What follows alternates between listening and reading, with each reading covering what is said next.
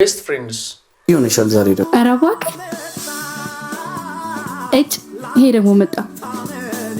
አንዴ እናውራ። የኔ ፍቅር እዚህ አውራኝ። ወይ ረስቸው። አዶኒ ማለት እኮ እሱ ነው። አብሮ አደግ ጓደኛዬ ነው። አዶኒ ይባላል። ሰሊም በጣም ነው የምወዳት። እንደ እህት አንዴ ብቻችንን እናውራ። እንዳትቆይ ደግሞ። በአደባባይ ስለኔና ስላንቺ የሚያቅሰው ባለበት ምን እየሰራሽ ነው? ደግሞ ሊጀምር ነው።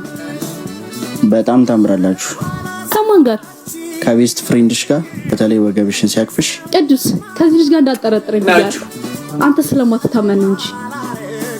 ሁልጊዜ ስሜትን ማስረዳት ለወንድ ልጅ ይከብዳል። ለክብሬ ተጨነቂ ማለት ጭቅጭቅ ከሆነብሽ በየራሳችን መንገድ እንጓዝ። ይመች። እሺ ከኔ የተለየ መንገድ አለ? ሁሉም ነገር የገባሽ ቀን ይቆጭሻል። ወንጀልን ሳላውቀው ያልቀጣበት